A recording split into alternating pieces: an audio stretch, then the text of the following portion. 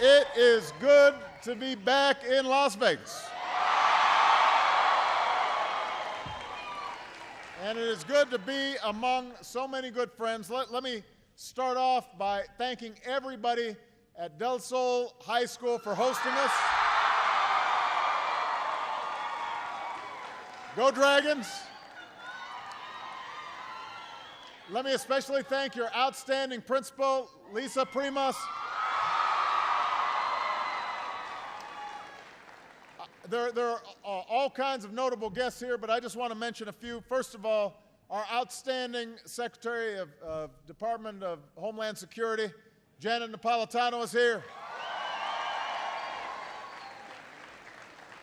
Our wonderful Secretary of the Interior, Ken Salazar.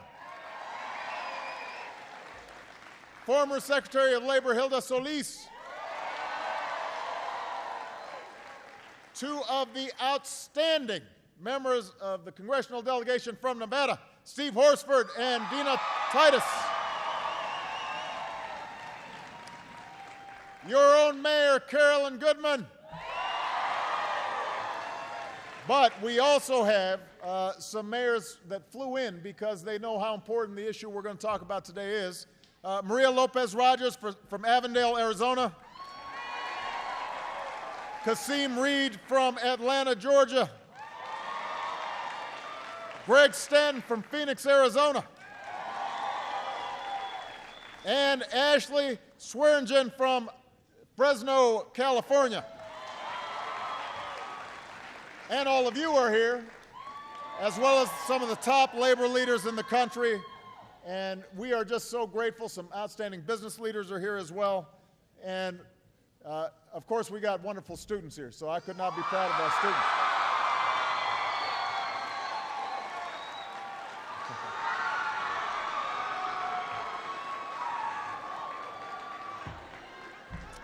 Now, those of you who have a seat, feel free to take a seat. I don't mind. I love you back.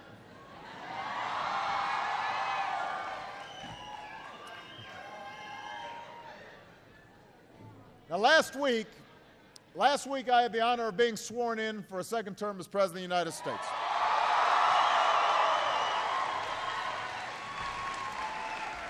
And during my inaugural address, I talked about how making progress on the defining challenges of our time doesn't require us to settle every debate or ignore every difference that we may have, but it does require us to find common ground and move forward in common purpose. It requires us to act.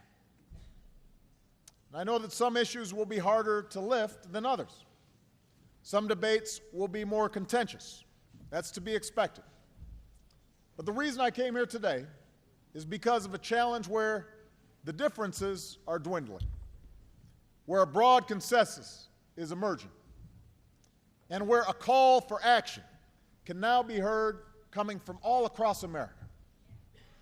I'm here today because the time has come for common sense, comprehensive immigration reform.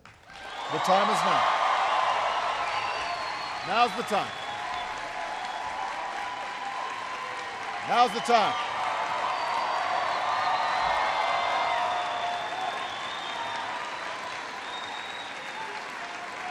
Now's the time.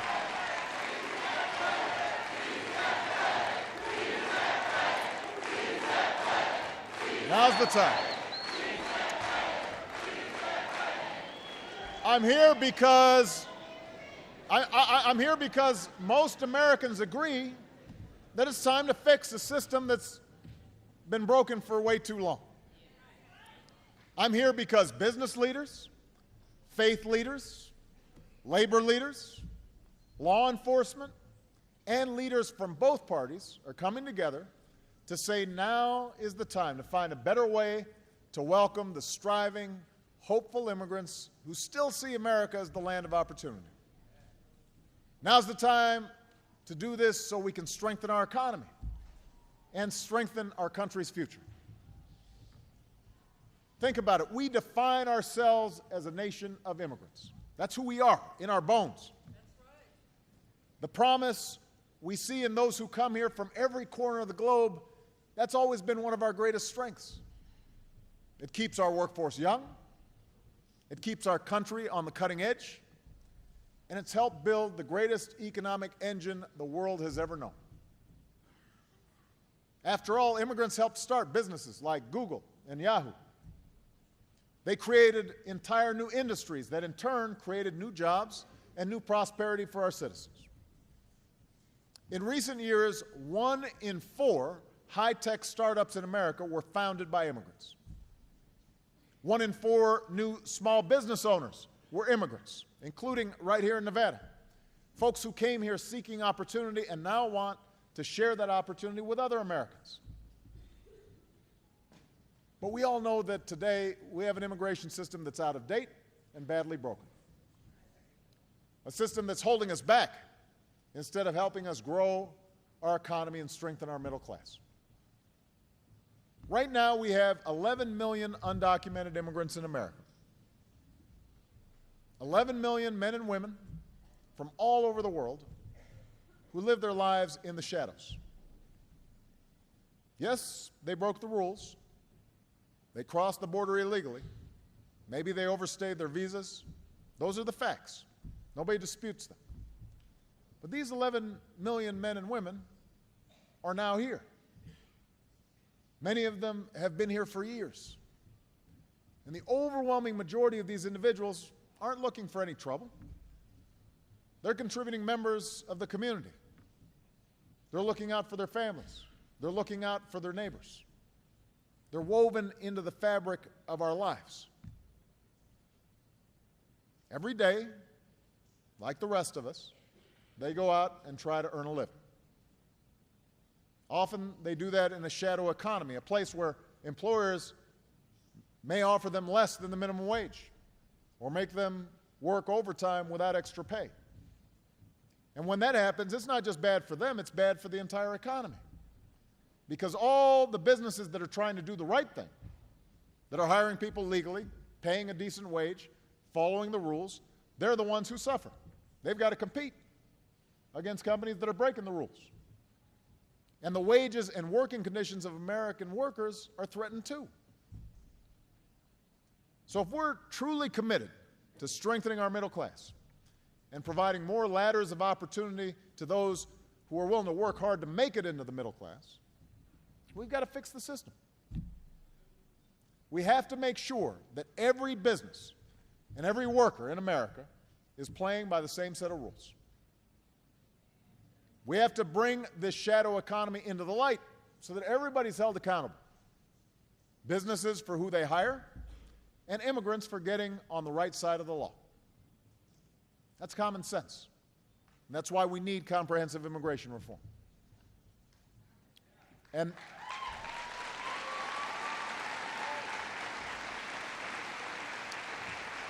now, there's another economic reason why we need reform.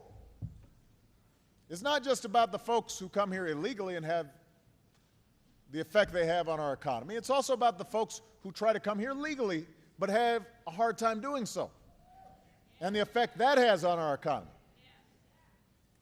Right now, there are brilliant students from all over the world sitting in classrooms at our top universities.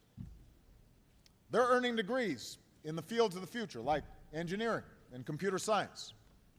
But once they finish school, once they earn that diploma, there's a good chance they'll have to leave our country. Now think about that. Intel was started with the help of an immigrant who studied here and then stayed here.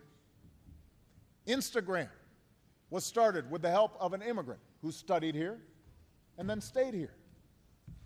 Right now in one of those classrooms, there's a student wrestling with how to turn their big idea, their Intel or Instagram, into a big business. We're giving them all the skills they need to figure that out. But then we're going to turn around and tell them to start that business and create those jobs in China or India or Mexico or someplace else. That's not how you grow new industries in America. That's how you give new industries to our competitors. That's why we need comprehensive immigration reform. Now,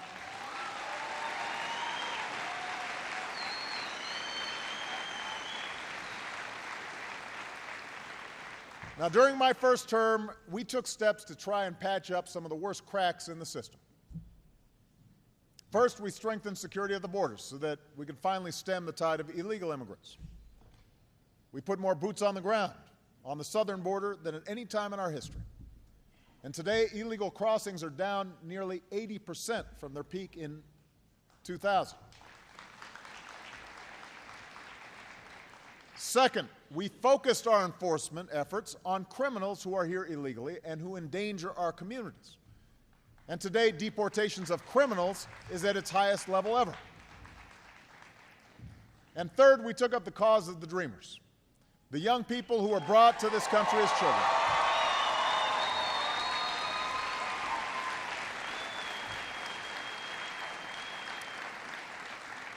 Young people who've grown up here, built their lives here, have futures here. We said that if you're able to meet some basic criteria, like pursuing an education, then we'll consider offering you the chance to come out of the shadows so that you can live here and work here legally, so that you can finally have the dignity of knowing you belong. But because this change isn't permanent, we need Congress to act, and not just on the DREAM Act. We need Congress to act on a comprehensive approach that finally deals with the 11 million undocumented immigrants who are in the country right now. That's what we need.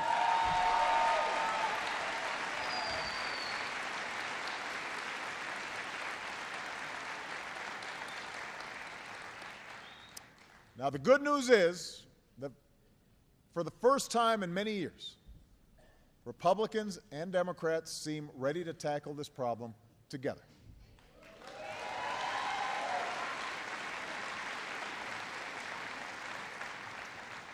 Members of both parties, in both chambers, are actively working on a solution. Yesterday, a bipartisan group of senators announced their principles for comprehensive immigration reform, which are very much in line with the principles I've proposed and campaigned on for the last few years. So at this moment, it looks like there's a genuine desire to get this done soon, and that's very encouraging. But this time, action must follow. We can't allow immigration reform to get bogged down in an endless debate. We've been debating this a very long time. So it's not as if we don't know technically what needs to get done. As a consequence, to help move this process along, today I'm laying out my ideas for immigration reform. And my hope is that this provides some key markers to members of Congress as they craft a bill, because the ideas I'm proposing have traditionally been supported by both Democrats like Ted Kennedy and Republicans like President George W. Bush. You don't get that matchup very often. So we know where the consensus should be. Now, of course, there will be rigorous debate about many of the details, and every stakeholder should engage in real give and take in the process. But it's important for us to recognize that the foundation for bipartisan action is already in place. And if Congress is unable to move forward in a timely fashion, I will send up a bill based on my proposal and insist that they vote on it right away.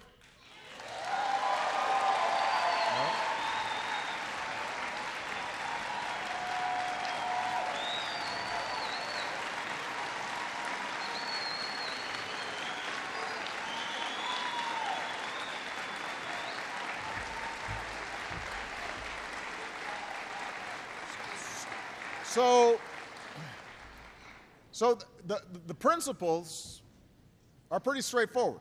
You know, there are a lot of details behind it. We're going to hand out a bunch of paper so that everybody will know exactly what we're talking about. But the principles are pretty straightforward. First, I believe we need to stay focused on enforcement. And that means continuing to strengthen security at our borders. It means cracking down more forcefully on businesses that knowingly hire undocumented workers. To be fair, most businesses want to do the right thing, but a lot of them have a hard time figuring out who's here legally, who's not. So we need to implement a national system that allows businesses to quickly and accurately verify someone's employment status. And if they still knowingly hire undocumented workers, then we need to ramp up the penalties. Second, we have to deal with the 11 million individuals who are here illegally. Now, we all agree that these men and women should have to earn their way to citizenship. But for comprehensive immigration reform to work, it must be clear from the outset that there is a pathway to citizenship.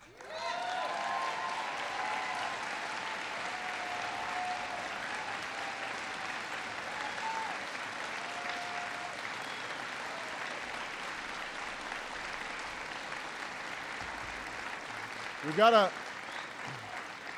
lay out a path, a process that includes passing a background check, paying taxes, paying a penalty, learning English, and then going to the back of the line behind all the folks who are trying to come here legally. That's only fair, right? So that means it won't be a quick process, but it will be a fair process, and it will lift these individuals out of the shadows and give them a chance to earn their way to a green card and eventually to citizenship.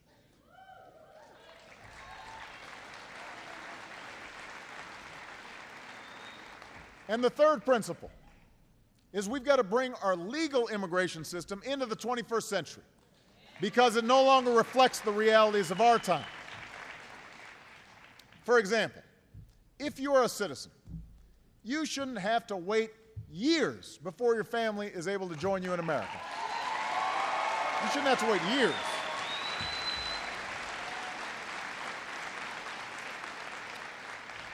If you're a foreign student who wants to pursue a career in science or technology, or a foreign entrepreneur who wants to start a business with the backing of American investors, we should help you do that here.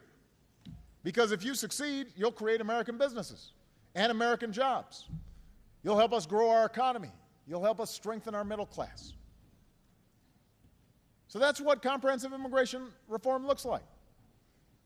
Smarter enforcement, a pathway to earn citizenship, improvements in the legal immigration system so that we continue to be a magnet for the best and the brightest all around the world. It's pretty straightforward. The question now is simple. Do we have the resolve as a people, as a country, as a government, to finally put this issue behind us? I believe that we do. I believe that we do.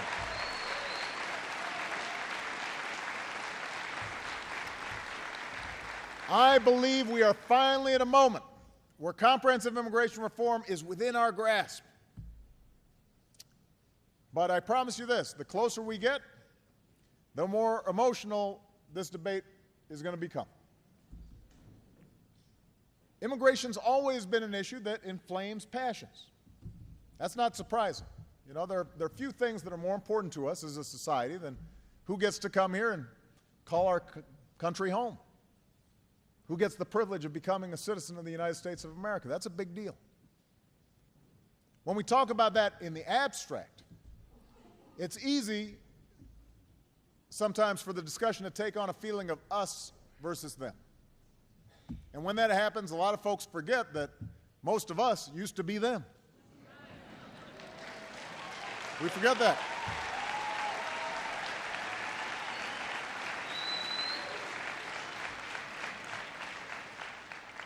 I mean, it's really important for us to remember our history. You know, unless you're one of the first Americans, a Native American, you came from someplace else. Somebody brought you.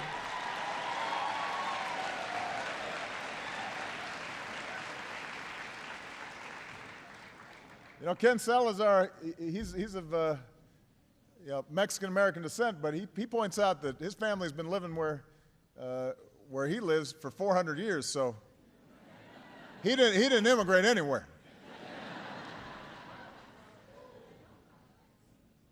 The Irish, who left behind a land of famine. The Germans, who fled persecution. The Scandinavians, who arrived eager to pioneer out west.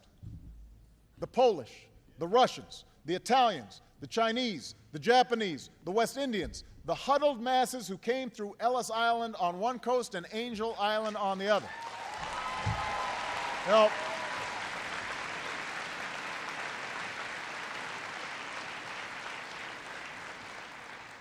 all those folks, before they were us, they were them. And when each new wave of immigrants arrived, they faced resistance from those who were already here. They faced hardship. They faced racism. They faced ridicule. But over time, as they went about their daily lives, as they earned a living, as they raised a family, as they built a community, as their kids went to school here, they did their part to build a nation. They were the Einsteins and the Carnegies, but they were also the millions of women and men whose names history may not remember, but whose actions helped make us who we are, who built this country hand by hand, brick by brick.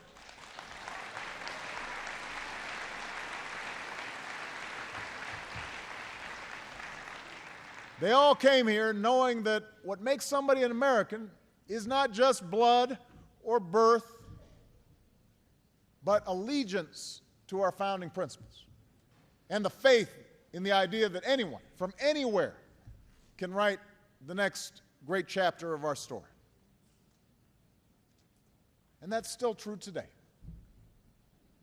Just ask Alan Aliman. Alan's here this afternoon. Where's Alan? He's around here. There he is, right here. Now,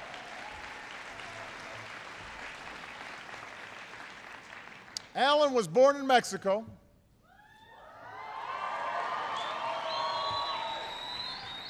He was brought to this country by his parents when he was a child. Growing up, Alan went to an American school, pledged allegiance to the American flag, felt American in every way, and he was, except for one, on paper.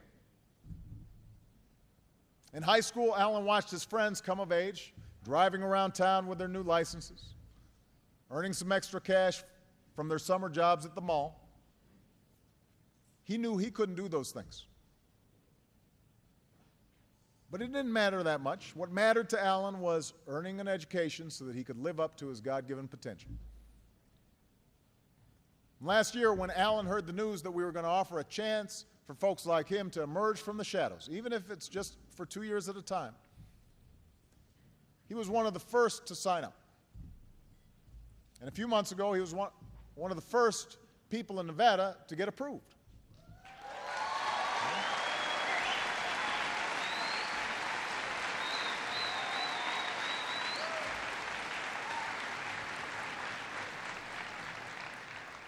In that moment, Alan said, I felt the fear vanish. I felt accepted. So today, Alan's in his second year at the College of Southern Nevada.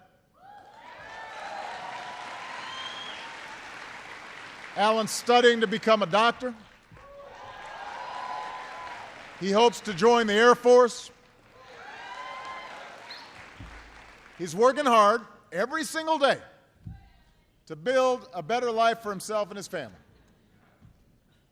And all he wants is the opportunity to do his part to build a better America. So in the coming weeks, as the idea of reform becomes more real and the debate becomes more heated, and there are folks who are trying to pull this thing apart, remember Alan and all those who share the same hopes and the same dreams.